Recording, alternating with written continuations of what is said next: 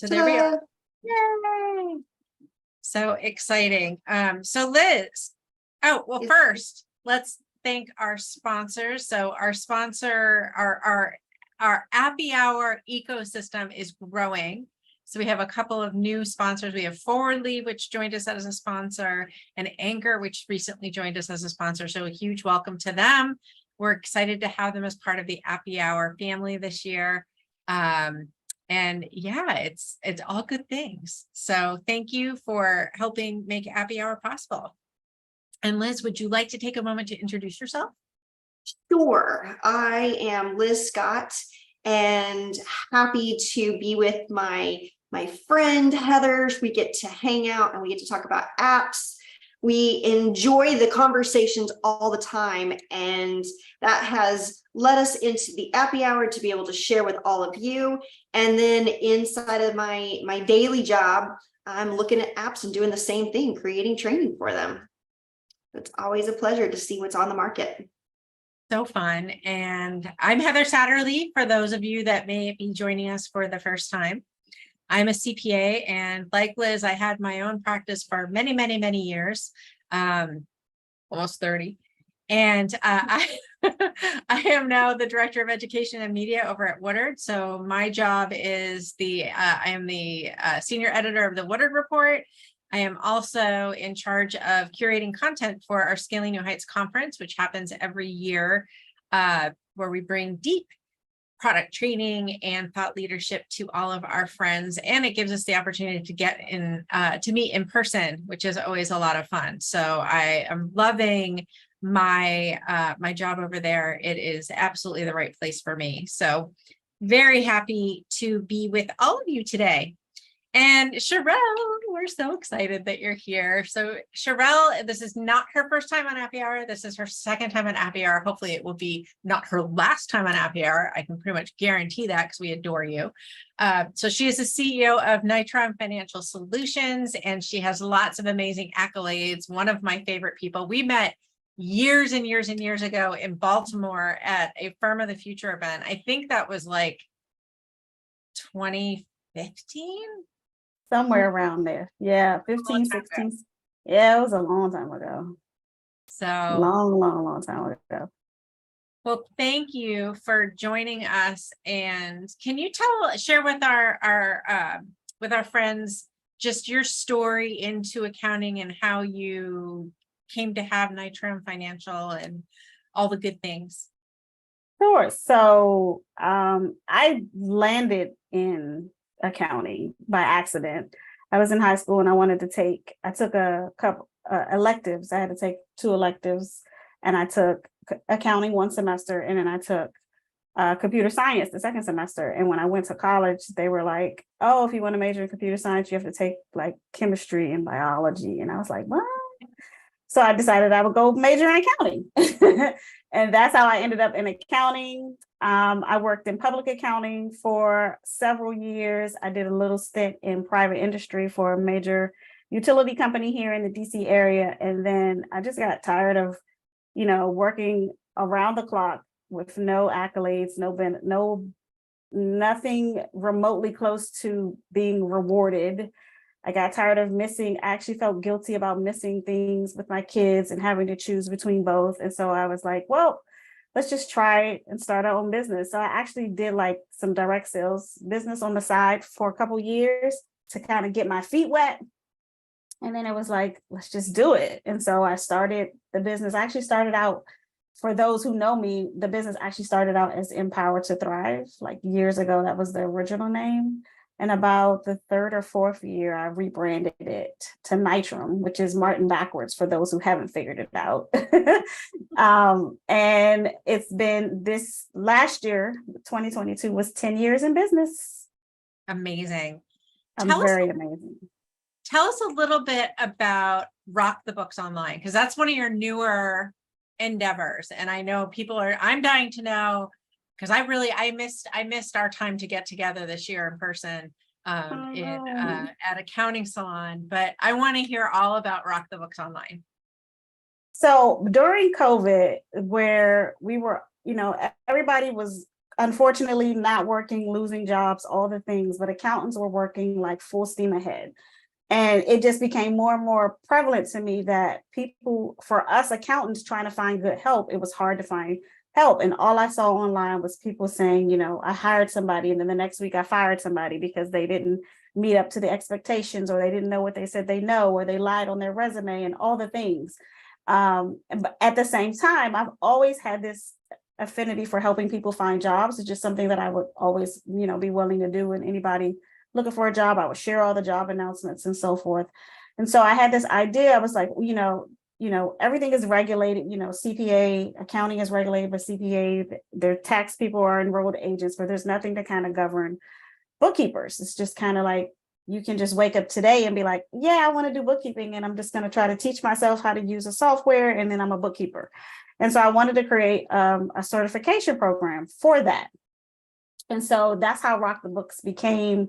That's how it started. So the goal was to help people off the street, people who have no experience in accounting, never did it before, looking for a new job, a career change, and they think, oh, I'll try bookkeeping because it seems easy. And so giving them the tools and the training that they need to actually know what they're doing and learn and understand not just how to use the software, but also some accounting foundations, some accounting basics. So I designed it to be software agnostic. So it doesn't matter if you're team blue or team green, doesn't really matter. You should be able to still do all the things, you should have the skill set to be able to use it across platforms, because that's always been something that I've been really good at, is it doesn't matter the software, I could still do the work. And so that's how I created it. That's how it started. It's a certification training program. I've had a couple of beta rounds. And so I'm looking forward to launching it like fully blown live this fall. But that's what it is.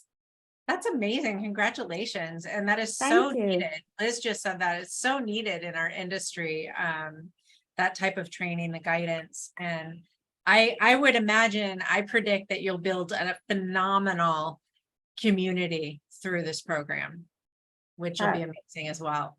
I'm looking forward to it. I really am. That's like Well, my baby. That's like the baby. That's the new baby that's being born. I didn't even realize that you had that as an offering. So that's super exciting. You said it's launching soon, or you kind of have a group that's already going through the process? I've had a couple of like pre-launches and a couple of beta people in it, but I decided to revamp it because it was still kind of missing something. And I know that people say, just put it out there. It doesn't have to be perfect, but that, that's not really who I am. I didn't want it to just be fluffy. I didn't want it to be accounting 101 and that's it. Like I wanted it to be more. And so it took me about a little less than a year to figure out like what's the extra thing that was missing. And I finally figured it out. So I'm kind of putting all the content in it now. And the plan is to launch it this fall. That's the plan. Okay. Like, you need to let us know when you do, because we will be there to celebrate. Absolutely. And I love that you're certified in both QuickBooks and Xero. So that's something that not many people have done. What is the breakout of like your clients? Like how many are QuickBooks Online and how many are Xero? Honestly, like 98% are QuickBooks, but there was a point in time, probably 2016, 17, where I was actually looking to switch everybody over into Xero. But there were some things about it that I preferred in QuickBooks. And then I had some clients who were like, well, no, we like it over here, so we want to stay. And so I just, my whole thing was it's all online. It doesn't really matter to me if it's as long as it's online. Like we're not going back to, because at that time in 2016, I stopped doing desktop altogether. And so either you convert it to online or you had to find a new person. And so it didn't matter to me which one they were on, as long as they were on something that was online. Predominantly, we are on the QuickBooks side. We do get more QuickBooks clients. We do push that a little bit more, but it doesn't really matter to me which side of the fence I'm on, which side of the fence they're on. So it's like 98%. I threw into chat just now how many people here are Xero certified, because I'm just curious. I think that majority of our community is QuickBooks Online certified, but I would imagine there's several here that are also got clients. Jenna, okay, yep, cool, Xero certified. And Jenna, are you also QuickBooks Online certified? And the thing is, a lot of people, what I found, there was a point where I was finding either people I was meeting was either one or the other. And then the more people that I met, I realized that a lot of people who are in the cloud space have clients on both sides. Mhm. They may prefer one over the other. And I don't know what their splits are, but they do have clients on both sides, because at the end of the day, it doesn't, as long as they're on a a cloud-based application, it doesn't really matter to them, because the whole thing is that nobody is doing desktop. Right. Yeah. Very, very Yeah. few. I mean, I get it that there's some unique circumstances. And I was talking to Intuit today about the need for QuickBooks Desktop still with construction. And so we were having that conversation, but I see Vivian, your Xero, it sounds like centric. And Jenna, you said that you don't ever use it. So I wonder, do you not use Xero, or do you not use QuickBooks Online certification? And Lisa saying that she was in 2016. And Julie's looking at Accounting Suite. So, which I've heard good things about Accounting Suite. I haven't dabbled, but I've heard about it. I've heard about it. I've not used it or seen it or anything, but I have heard about it. Yeah. I tried doing the Xero certification a couple of times. I think way back when, I want to say it was like 2013, 12 or 13, when Xero was at SleaderCon, right? They were really starting to hone in at XeroCon, and I signed up for it, and I just never got any traction on it. And then I looked at it again, I don't know, later, like 2016 or so. And the thing that I found with my practice is that I just had I had so many leads and opportunity with QuickBooks that I just didn't need to. Like, there wasn't any reason for me to get certified in Xero. So I never ended up pursuing it after that. I've just been a QuickBooks admin green, It's nothing that I have anything. No, and I get it. Like, I get way more opportunities, and I meet way more people who are in QuickBooks. I don't get a lot of new clients into QuickBooks. Most of the people that come to us are already on are already on it. So I don't do a lot of conversions, but I am in QuickBooks more than I am in Xero, but I don't turn people away, or I don't intentionally try to convert them. I know Gotcha. some people who are like, if you come in to me on one side, you have to convert to the other side. They Right. prefer it that way. I don't, there's no need for me to do that, I don't think. But I understand completely what you're saying. Gotcha. And what I've done in years past is, if somebody comes to me and they're in Sage or Xero or whatever, I'll use these kinds of networking groups to be able to say, who would like a Xero client? Just because I'm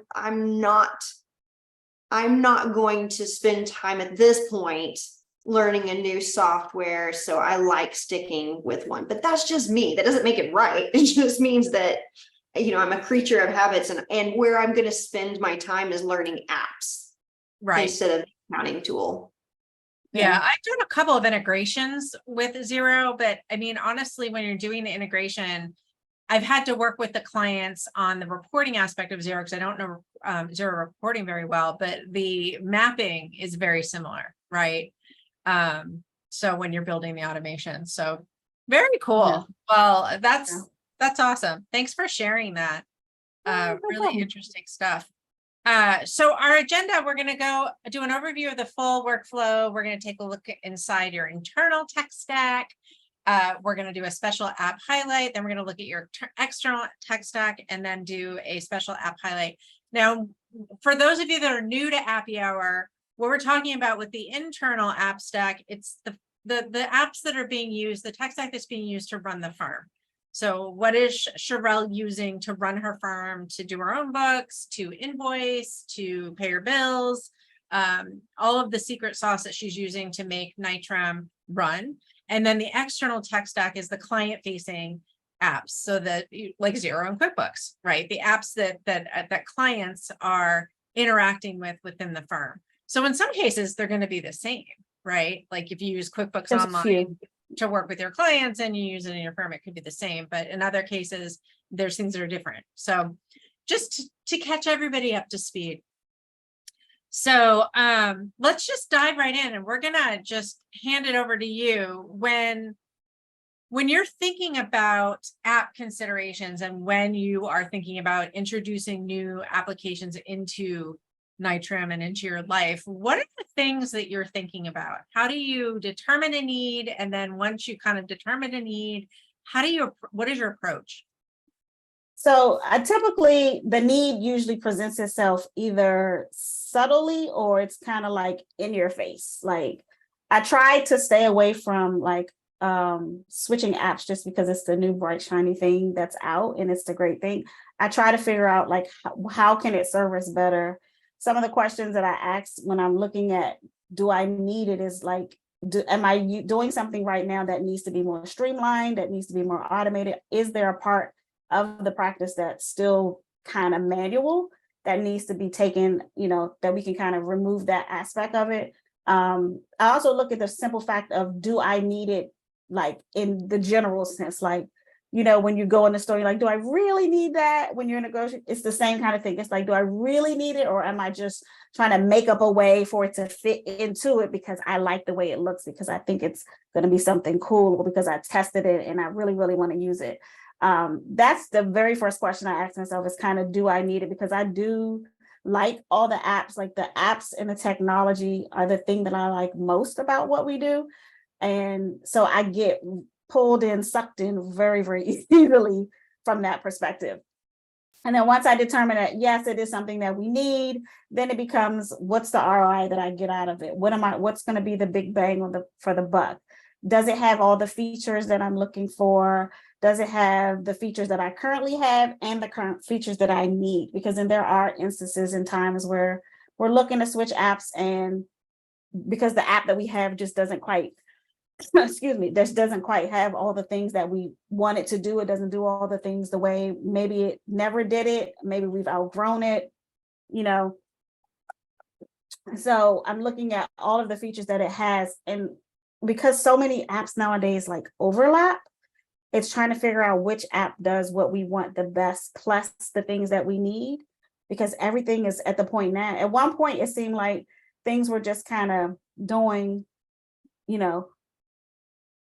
one thing at a time. One thing at a time. And now, all the apps are overlapping to the point where it gets to be a bit much, and it's kind of overwhelming and trying to decide, like, what do I pick? So I'm looking at all of the features that it has that I currently have, plus the ones that I'm looking for. And I started creating this last go round. I was looking at too many things at one time. And so I just created a rubric of like, these are the apps across down this good old fashioned spreadsheet. These are the apps and these are all the features going across the top. And then who has what? Because it got to the point where I couldn't decide, because it's like, oh, I like this for this and I like this one for that. And so I needed to see, like, take my feelings and emotions out of it and just look at, like, what does it do? Does it do what we need it to do? And so I just created a rubric out of it. Other questions that I'm asking myself is, do I need something that's more robust than what we currently have, or is what we're using too robust? For years, I've used Teamwork for a project management app, and it's really more robust than I need it to be. And so it's one of the things that I was looking to change out. Is there a better fitting app, again, that does all the things plus the extra stuff? I'm also looking at, other alternatives. So it's not like, oh, because I'm looking at a new app, I'm going to automatically go to the one that everybody is using. What other apps out there that also do that thing, and like compare across the board so that we're not switching 2 years later? Because one of the things that I want to be loyal to an app. So I don't want to keep every couple of years, oh, we're going to switch to this now because this is the latest new project management or AP solution, or, there's all things are always coming out. And so I'm looking at, like, when I do decide, I'm looking at multiple apps at one time so that I can make the choice, hopefully once, and hopefully that choice will last, longer than 2 years, I would say. I do factor in cost, what costs, because that is, we're a smaller firm. And so cost still matters. I don't care who you are, how big you are. When you start saying fees plus per person fee, all of that kind of adds up. We're accountants. We're not going to just be like, oh, it's okay, it's just money. Like, cost still matters. But it's not the only deciding factor, and it's not the deciding factor. I don't pick an app just because it is the cheapest. or just because, or just because it's the most expensive, so it must do all the things, because that's not necessarily true. And then after I've gone through all of that, I also, as part of the do I need it, I look at like, as part of do I need it, do we not need it? Like, are we just paying for this app just because? Sometimes I still think there are the proverbial gym memberships where it's like, I'm going to sign up for this app because I want to use it or I want to test it. And then 3 months, 6 months, 9 months, it's like, it's still over there. I'm going to get to it. I'm going to try it. I'm going to, and then next thing you know, you've paid for a whole year membership and you haven't even used it yet. And so that also gets factored into like, am I paying for something that I don't even need at all because I think I need it or I might need it in the future one day? And also, does it already overlap with something I already have? Because again, it has something that makes it all shiny and pretty and new. Those are kind of the questions I ask generally on regardless whether it's internal, external, accounting, operations. It doesn't matter. The app, the process is still the same. Is determining if it is something that is really going to actually increase the efficiency in your practice, so that you can work better, or is it just going to be another add-on or another subscription? It has to. My whole thing is that it has to save me time in some kind of way, because even though we do bookkeeping and everything that we do is repetitive, I hate repetitiveness. And so I'm like, how can this make my life a little bit easier? So that we're not just paying for stuff just to be paying for stuff. I couldn't agree more. So I do have a question for you. So do you have a regular cadence that you actually, take a look at your app stack and the technology that you're using? Do you have a process for that? Like every quarter, every 6 months, once a year, where you go through and you kind of look to see if technology or the things that you're still paying for are still in use and things like that? Do you have a general practice? So I look at twice a year, I do a cost audit, and I tell clients to do the same thing. So twice a year in the summer, and usually around November, was when I do my budget for the upcoming year. I look at just like, what am I paying for, to see if I can find those gym memberships that are still in there that I'm not even using. And I do that twice a year. So sometimes out of that the search becomes like, oh, maybe we need this app, and the process starts there. But at least once a year, I actually do it by app. And I try to figure out, like, what am I trying to fix or solve this year or this time of year? And it kind of, sometimes it's annual, like at the beginning of every year. And sometimes it just like, things are just happening. And it's like, this process is broken. It has to be fixed. And so it becomes the thing that becomes the forefront. But it starts initially at looking for those hidden membership, those hidden money leaks is what I call them, that where money is just kind of slowly seeping out and things are stacking on. And just, we're not just looking at clients' profitability. We want to make sure we're profitable too. So when I think something doesn't look right, I'm like, what are we paying for? Like, how is this happening? And so that is the start of the process. But then I do take a look at what's broken and what's not working, and then let's just go from there. Love it. Awesome. All right. So app onboarding. Can you tell us a little bit about your onboarding experience and what does that process look like? So we have a form on our website, and we've since turned it into like an application. Because I used to have where they fill out a short form, name, email, phone number. What are we looking for? Like, what am I interested in? But I kept getting so many people that weren't a good fit. And so and then afterwards, if they did become a client, there was a whole application on the back end, or not an application, but the whole form in the background where they give me all the details: name, address, last taxes filed, payroll software, how many employees, what softwares, all the things. And so I flipped it after I have a conversation with someone in accounting salon. I flipped it, and it became the application is now first. And it's a lot of questions to ask up front. And so, but I feel like if they go through the process of doing it, then they really need the help and they really want to work with us. And so it's weeding out all of the people who are, I just got a quick question, or I just want to know, can we do a training, or like all the things that I don't want to do. And so it's weeding them out. So they fill out the application. then we look at the application. If I think they're a good fit, then we schedule what I call a get to know call. And it's a chance for me to get to know them and them to get to know me. It's supposed to be a 15-minute call. They tend to go long. I tend to let the people talk and tell me all their life story. I get sucked in a little bit sometimes. But it's a chance for me to determine like the things that the form can't answer. Like you say you're only a little bit behind on reconciliations. Exactly when was the last time you reconciled? When was the last time you really filed your tax return?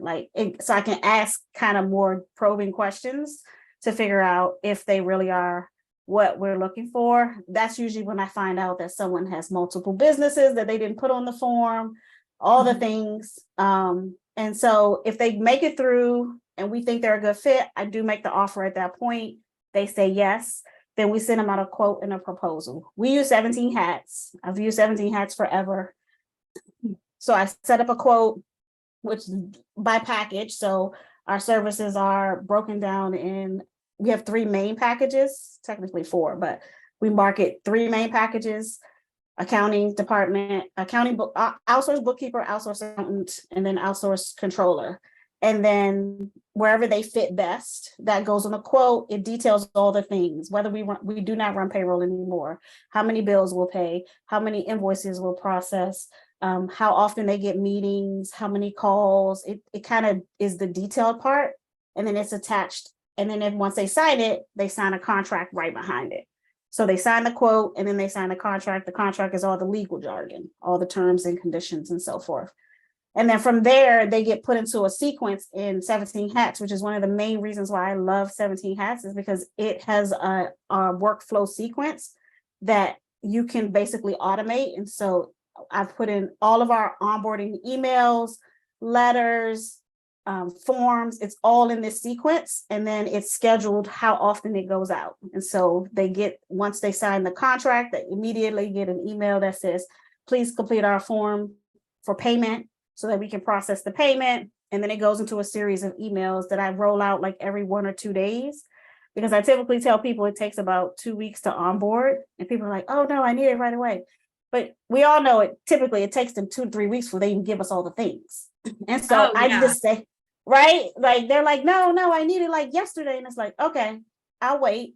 But it's like 3 weeks later before I get all the stuff. And so I just roll that into it. So they might get an email that says, welcome to HubDoc. This is what HubDoc is. This is what it does. Welcome to QuickBooks. This is how you add us as your accountant. If they don't know, I just put it in there anyway. If they know, great. If they don't, they get an email that says, here's how you add our firm to your practice. Here's how you remove the prior person if necessary. So every couple of days they get an email. So then they feel like we're doing something, even though as much of it is automated. It's already happening. Right? They get a form that says for them to complete that gives us all the passwords that we might need, so we can already have that stuff set up. So it all leads down to an onboarding call at the end. We have the call, we talk about the process, how we communicate, when to communicate, making sure they got access into all the apps, answer any questions they have on the client side, like what they need to do and know how to access. And then from there, and making sure that we have everything we need to actually start the process, the work, because majority, I would say 90% of the work we get starts with a cleanup. And not just like a couple of months. Like somehow I attract a lot of people with a lot of mess. And so then we go through that process to make sure that all the books are get cleaned up before we can actually start the monthly bookkeeping part. So that's kind of our whole process. I like it in 17 Hats again because I like the workflow. And from what I've found, most of the proposal apps don't have that level of workflow in them. Mm-hmm. And then the other ones, if they do, I'm like blinders on because this is where I want to stay. I love the, oh, sorry, Liz. Oh, that's okay. I was just going to say there's several in our community that use 17 Hats, and Tanya Hiltz for years has talked about 17 Hats as being her go-to app because it does have so much that's included in it. Mm-hmm. I was going to say, I love that you call that lead form that's on your website an application. Like, I love that. And honestly, I haven't heard that before, but it makes so much sense. I mean, it's like they have to apply to work with you, which I really love. And that's a great way to look at it as a firm owner, is like, you don't have to take everybody. So if you start calling it an application, which really that is what it is, I think that changes your whole mindset of, I'm going to decide whether I want to work with this person, rather than kind of going from the prospect of like, I don't want to lose the client, which is where we fall into the trap of pricing too low, right? Or letting the clients walk all over us. If you flip it on your head with the mindset and think they're applying to work with me, I love that, like, so much. Yeah, and there's a section in it where it says these are our 3 main packages and the prices start here and this is what's included. So they know already before they even hit submit, they can be like, they can decide if like, maybe this, I don't know if this is the way I want to go, or if they're like, yeah, it doesn't even matter because this is where I want to be, they'll actually complete it. So then I don't have to get on the call and try to justify pricing or and explain like, because I've had people call me and then once I say our prices, they're like, well, this person charges this or that person charges that. It's all on the page. Even though it's just starting at, just in case we change the prices, they know the ballpark that we're playing in. They know we're not playing down in the smaller, right? So they know where to play, so they can know if they want to opt out already or not. And it's working so far because I'm not doing as many calls, which is okay with me. Because I was doing so many calls and it was like that person wasn't a good fit, or they decided they would call me later and when we follow up, they decided not to work with us because of whatever. So it helps remove all of that. I don't want to call it, but it's unnecessary stuff that I don't really have the time to deal with. And it puts the right people in the right people in our path that we want to work with. That's awesome. Awesome. So you already talked about a lot of this, but let's just go through your firm insights. So the size of your firm and your specialties. Can you just kind of walk us through this slide? Yep. So we have 3 team members, which is the equivalent of 3 FTEs. It's me, we have a full-time bookkeeper, and then I have my admin is part-time, and then I have a couple interns that are part-time, so they get kind of equivalent up to 1 team member. We have about 25 clients, been hovering around 25 for a couple years now. Like sometimes it's down 23 up to 27, but I'm kind of average is about 25 clients. We are niching into interior design, which they predominantly use. We are focusing more on House Pro. We have had clients who use Design Manager as well, because House Pro has an integration with QuickBooks. What I'm finding in that space is that most of the softwares that are in that space, they're full-blown project management systems. So the company, they can work their whole company from there, but they have accounting built in. So House Pro is the only one that doesn't have accounting built in. And so we can kind of have an integration there. But moving forward, I'm in the phase because I want to focus so much on the training program that we're capping how many clients we bring on in the accounting side, so that I can focus on the training program and get that up, and because I really want to focus on that side of it. But I still want to keep the accounting clients, because a lot of the clients we've had, like I have several clients that have been with me from day one, and we have a relationship. I love them. I don't want nobody else to have them. There might be a little bit of selfishness there. They become family, you get to know them, you get to understand them. And I love it that you have defined how many clients you want. So you're not one of those firms who's trying to create a life that is taking on as many clients as possible in order to have the income. Instead, it's like, maybe you're doing things for these clients that are creating the income, and there doesn't have to be an endless supply of clients. It gets overwhelming. It took a while. I probably say I didn't even get to that until this year. Honestly, I was so busy focused on like, we got to get more clients because we want to get more money, because I want to reach these income goals. And it was actually after talking at the accounting salon this year where it was like, it is okay for me not to have this big practice in that way. It's okay to reach the income goal a different kind of way, right? And so but it took me a really long time to be comfortable with that. And I'm just to the point now where I'm like, yeah, I want to be very specific. Like, we just want to stay this small, because with that, you know, the more you grow, the more clients you bring on, you got to hire more people and all the things. And I just don't want to do that. Yeah, For I those really of don't you, want to do that. I agree. I hear you. for those of you that are not familiar with accounting slang, because Sherrell, you and I both mentioned it a couple of times now, I just dropped the link into the chat if you want to learn more about it. It's a group of forward-thinking accounting professionals that collaborate, ideate, and think about the big picture. So Yeah. awesome. So let's go through at this point your internal apps. So just to remind everybody, the internal apps are the apps that Sherrell and Nitram are using in the firm to run the firm. So can you talked a lot about 17 hats already, but kind of walk us through how these all, like, what do they do? And then how do they interact with each other? Yeah. So we're predominantly a Google practice. So we're G Suite all the way, but we do have a subscription to Office 365 because I have a few clients who do government work and they're not even allowed to have Google. And so they have to use Microsoft Office. And so we have Dropbox to kind of work with them through that. We use Front, which is an email management software. It sits on top of Google, on top of Gmail. And so the main reason why I use it is because it allows me to have a bookkeeper email, and it allows us to what's the word? Not allocate, but Segment route is probably the better word. Emails. Okay. So like we tell all the clients, like, only email bookkeeper. Don't email Sherrell, don't email the team, email bookkeeper at Nitram Financial. But inside of Front, there's all these rules where the emails go to whoever the team is that's assigned to it.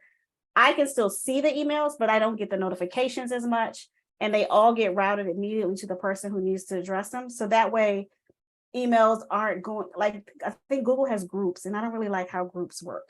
So, which is why we ended up with this. But that's the thing that I love about it, is that emails that need to go to Heather gets all the emails for all her clients.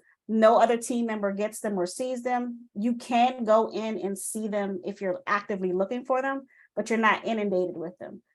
They connect to your inbox from the back end. We talked about 17 hats.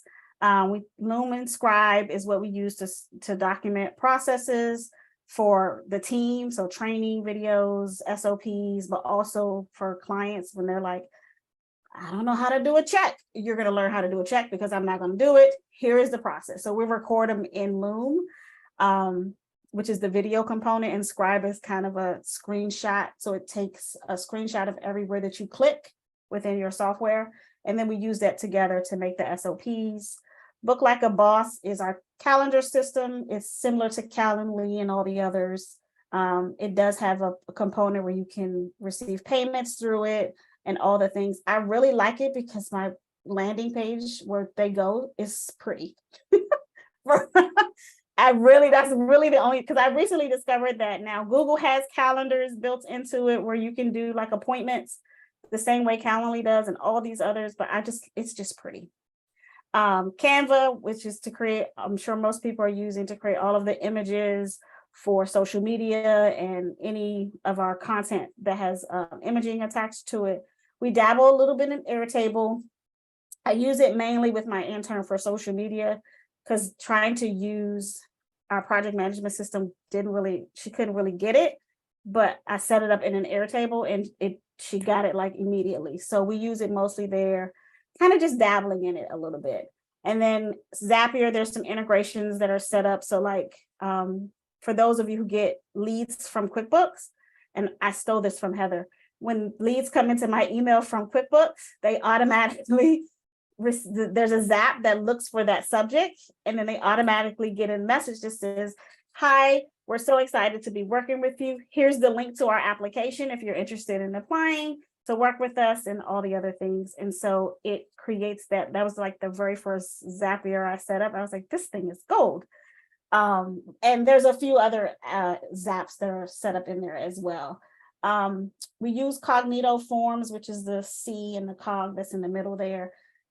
actually learned about that one from NIO years ago. And a lot of our forms that we use in everywhere are incognito forms.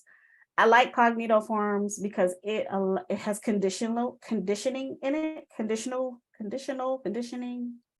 So like you can say, if a person says yes, they get these options. If they say no, they get these options kind of questions.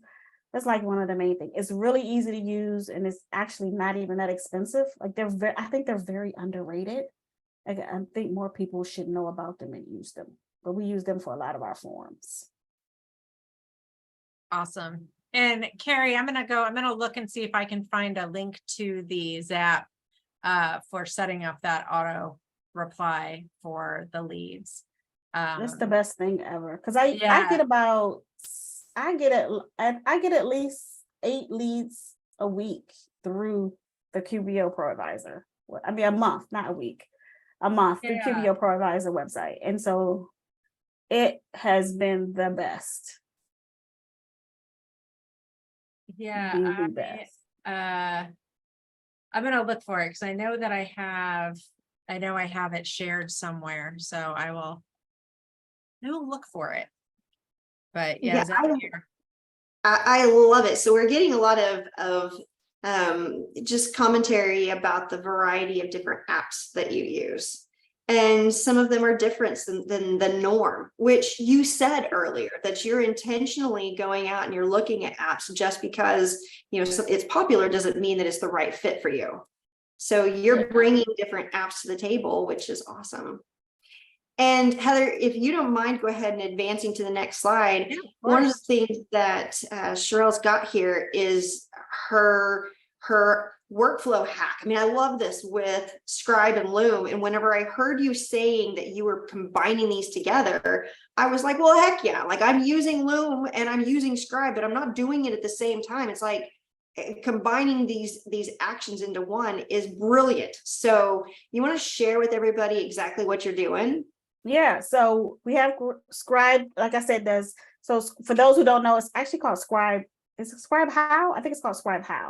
And so what it does is wherever you click on your screen, it takes a screenshot of wherever you click. So you have to be mindful when you're using it to not forget to stop it when you're done. Because I have had times where I've recorded like for 2 hours, I'm just clicking and I'm like, oh God, no. And I have to go back and delete them all.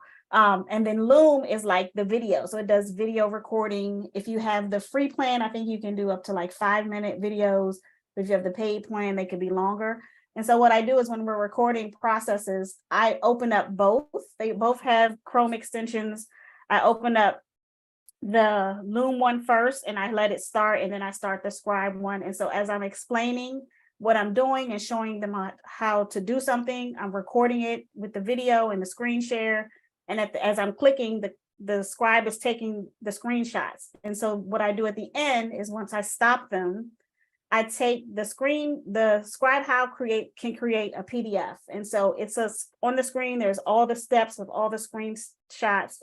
You do have to edit the verbiage a little bit because it might say click here, and you might want to say click on the icon that's such and such and such. So you have to edit the descriptions a little bit.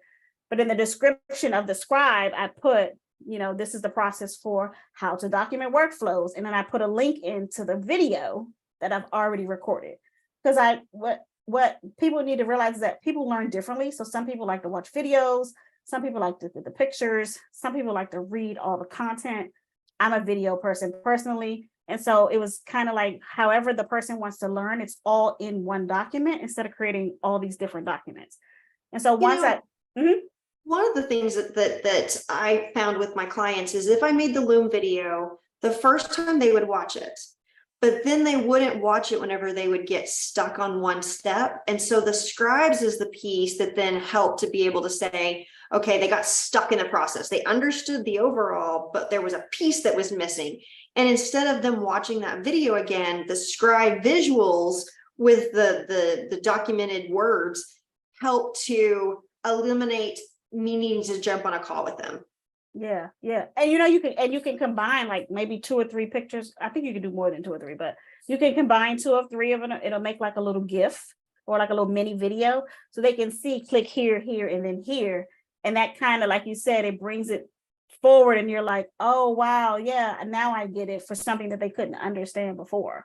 And then at the end, I do an export to a PDF and I save the PDF as part of in our Google Drive. So that's where our SOPs live. And the great thing that I discovered that I love about it is regardless if it's the Loom or the Scribe, if the process changes, I can go back and change it and then re-export a new PDF. So Loom lets you can merge, like I can record a whole new video and merge 2 videos together and cut out pieces that are different. And on the Scribe, it has the ability to add additional steps and you can move the steps around. And so once I can do that, and then I can just download a new PDF. So I don't have to necessarily create a whole new video and a whole new process if something in the process changes. And that was the thing that I really, really liked about it. And I was like, oh, why didn't I do this sooner? And it was something I knew I could do together like a few years ago, but I just wasn't doing it. And then I did it one day and I was like, and it just, it just works so seamlessly and perfectly together. And it makes creating SOPs a lot easier because now I'm just kind of doing it as I go. And then I can cut out, because one of my things that people always say, just record yourself doing it. And I'm like, I'm rambling, I'm doing all this extra stuff, or I forgot where I clicked in, I got to go find it. So now I could just edit the video and cut out the pieces that I don't want and then end up with the good finished product. I love that. I think that's we're getting lots of people saying that this is super helpful. And I agree. There's so many use cases, internal teams. We just onboarded a new team member today and making sure that they've got all of the how-tos. All of these things are really important, and that's an internal team member. But externally, we need to, like you said, I don't want to teach my client over and over again how to print and create a check inside of QuickBooks Online, but that process is going to be asked for by multiple different clients. So we've got some general how-tos that are built in both Loom and in Scribe that we can share out to be able to say, here's the how-tos. But I'm going to tell you, Sherrell, the next time that I go and create either a Loom or a Scribe, I'm going to do it at the same time. It makes it so much easier. It's just, it's smart. It's very logical. Yeah, well done there. And these So are I'm just some just going to go ahead and screenshots. share. I didn't share the screenshots, but our slides will be up on the website tomorrow. And if you want to download them, you'll be able to take a look at these screenshots. I love these. Yeah. Yeah, super These are duper. just- All right, That's so we nice. have about 10 minutes left, so we're going to switch over to your external app. So remember, guys, these are oh boy, okay, these are the external apps. external apps. Thank you. Yeah. Liz. Yeah, so QBO and a little bit of Xero we talked about. We predominantly use Gusto, but we do have a few clients who use QuickBooks Online Payroll, and they prefer it because it's the all-in-one thing. So we just left them there. Keeper is probably the next most app we use the most from a client-facing perspective. Keeper is a close app that allows you to close the books. The thing that I love about Keeper is it has like anomalies built into it, like things that I was doing the QuickBooks review and things that I was like, oh, things that I was missing, it's catching, like, you know, something that's one single thing that's in an account that should be coded someplace differently and is looked at it 5 months, every month for 5 months, I missed it. And on the 6th month, it's like, oh, wow, how did I miss that? So I really love Keeper. We also use it as a client portal. I know people have their feelings about portals. It has a portal. We do pay, I think it's $8 a month to get it branded. So to the client, it just looks like it's a part of our website. And it's simple and easy. Like I've tried using portals in the past. Nobody ever did them. Nobody would use them. They just wouldn't do it. And ever since I've been using this, our clients are more apt to go in here now and ask the questions. And so we really like that. That's like been the best thing. So even though they can email Bookkeeper, when it's related to transactions, because Keeper and QuickBooks integrates, and now they integrate with Xero, I can ask the question on the transaction instead of sending an email with a list of 10 different questions about 10 different transactions. We can just send them in through there. That's like my favorite thing to do with using Keeper. You know, One of the things that I find with clients is when you send that list of 10 different things, they don't pay attention to all 10. No. It's like they answered the easiest 1 or 2, but then the rest of it they leave. So then you have to keep doing this follow-up. It's annoying to both the team members and your clients, because usually it's hard, where it's like you're taking the transaction itself and sending them a question, and that they can answer. Yes, because they'll answer like questions 1, 2, 3, 6, 7, and then 10. And it's like, yo, what happens to the rest of the questions? So that's a very, very valid point. Also, you know, we used to, before Keeper, we did use Uncat for a while too. But before that, we would take, you know, we put the questions in an ask. I always, instead of calling the account Ask Accountant, we call it Ask and the client's name. So it would say Ask Liz or Ask Heather. And then we would have to download it into a spreadsheet and put it in a Google Sheet and then send the Google Sheet. Then they wouldn't answer the questions in the Google Sheet. They would send me an email and it's like, just type it in the box in the spreadsheet. So that became a whole thing. So it makes getting those questions answered a lot easier, because like you said, the question is connected to the transaction. I don't have to copy and paste all the details. It's all there for them. So it makes it a lot easier.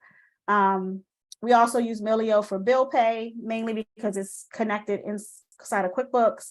And so it's free for customers if they're doing ACH payments. You know, it takes 3 to 4 days, I think, for them to process, but it's free. So that's why we use that. They still don't connect with Xero quite yet. I don't know what the holdup is there, but it does have a full integration with QuickBooks. So you can access it inside of QuickBooks or outside of QuickBooks. It doesn't really matter.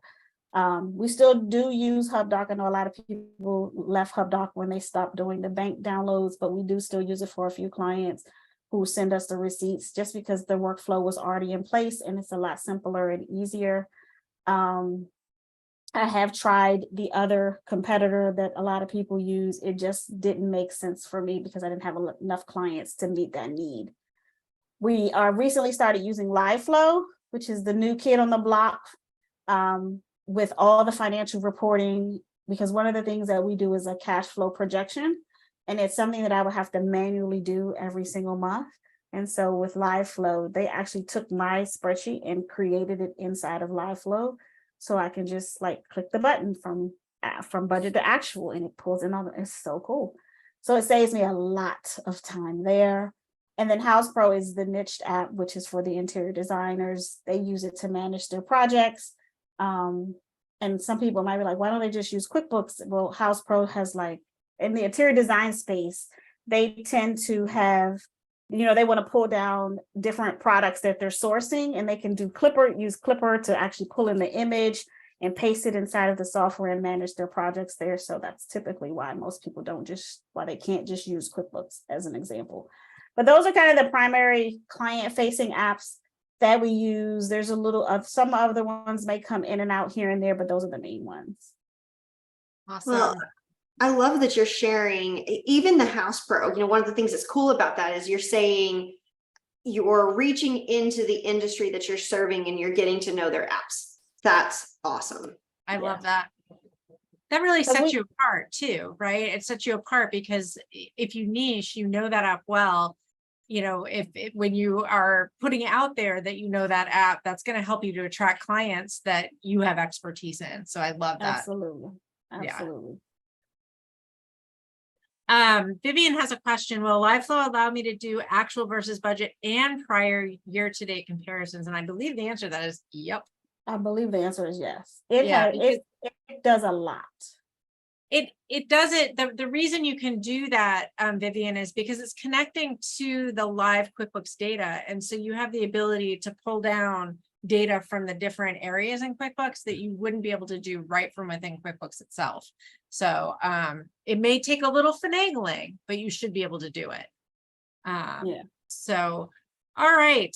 We have just about 5 minutes left. Vendor relationships. I know this is super important, Sherrell, is what are the things when you're thinking about your relationship with the app vendors, what is your best piece of advice to other accounting professionals as far as, you know, Do you have a strong relationship with your partners, and do you stay in contact with them? What are your pieces of advice?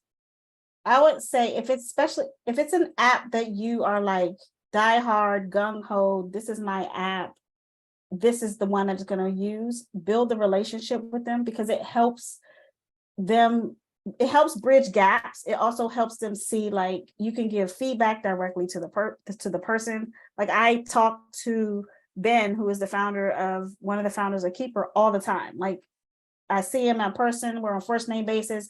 I can email him questions. And in the initial stages, when it's a new app, you build that relationship with them. You become their go-to person to help create the app to do the things that you want it to do and to be the way you want it to be.